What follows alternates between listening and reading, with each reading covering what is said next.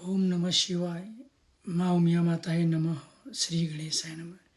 મિત્રો, આજકાલ ફેસબુકમાં તમે જોજો, તમે ફ્રેન્ડ રિક્વેસ્ટ જે મોકલે છે, ઘણી બધી છોકરીઓ ફ્રેન્ડ રિક્વેસ્ટ મોકલે છે. મારે ઘણી આવે, મારે 5000 ફ્રેન્ડ ઓલરેડી થઈ ગયા છે. પણ એ દીકરીઓ જે મોકલે છે, મને નવાઈ એ લાગે છે કે પટેલ નામની દીકરીઓનું પાછળ પટેલ, હું જો કે કોઈ પણ કોમની દીકરીઓ તમને ફ્રેન્ડ રિક્વેસ્ટ મોકલતી હોય છે. અહીંયા અમેરિકામાં પાછા એમાં શું એડ્રેસ કયા હોય છે? Florida, Las Vegas, new jersey. અને જ્યારે તમે એના અંદર તમે એનો પ્રોફાઇલ પિક્ચર ચેક કરીએ છીએ ને, તો ફક્ત એમના 4-5 ફોટા જ હોય છે. એ લોકો આપણને ફ્રેન્ડ રિક્વેસ્ટ કેમ મોકલતા હશે વિચારો. હવે મારી ઉંમર આઈ એમ 65 યર્સ, તો એ મને જ્યારે ફ્રેન્ડ રિક્વેસ્ટ મોકલે, શા માટે?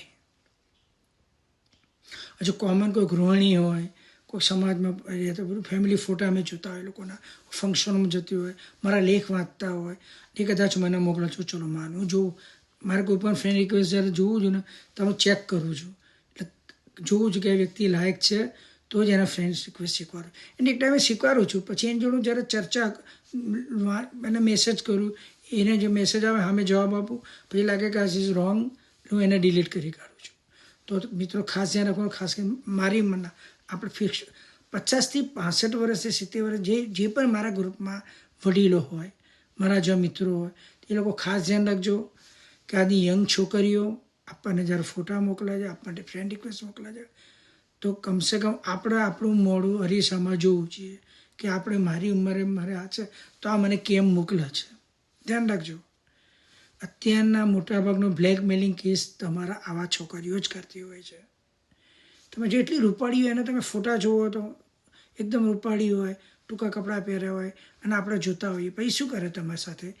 એ તમારી જોડે આપણે મેસેજ ન કરતા હોય છે, ઘણી મેસેજ મોકલા, હાય હાવ આર યુ, તમે કેમ છો, how are you, what are you doing, આ બધા, અને તમે ના આપો જવાબ. વચ્ચે હમણાં જ મારે એક દીકરીએ મને ફ્રેન્ડ રિક્વેસ્ટ મોકલી, મેં એને સ્વીકારી, પછી એને મેસેજ હાવ આર યુ, એનો જવાબ નથી હાલતો કોઈ દિવસો. તો એને મેં કીધું મને જવાબ નથી હાલતો, તો તે મારે ફ્રેન્ડ રિક્વેસ્ટ શા માટે સ્વીકારી? એ 2 દાડે ડિલીટ કરી દીધી તરત જ.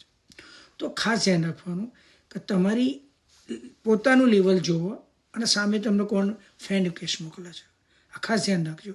કે અત્યારે એ જ થાય, તમને એ સામે દીકરીઓ હતી જ નથી ખરેખર. તો કે સારી દીકરીઓ પર્સનલી તમને ફ્રેન્ડ રિક્વેસ્ટ મોકલે જ નહીં. પહેલું તો એક વાત, એ ફ્રેન્ડ રિક્વેસ્ટ તમારા સારા ફોટા વાંચતી હોય, સારા વિચારો હોય, સારા વિડીયો જોઈને તમને સ્વીકારવા જોઈએ, એટલે કંઈક જાણવા મળે.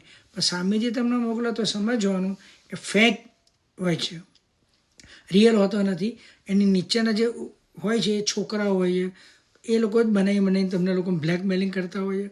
પછી તમને નેગેટિવ ફોટા તમારે પડાવો, તમારા જે ફોટાની આપ લે કરે છે, છેવટે તમારી જિંદગી ખલાસ કરે.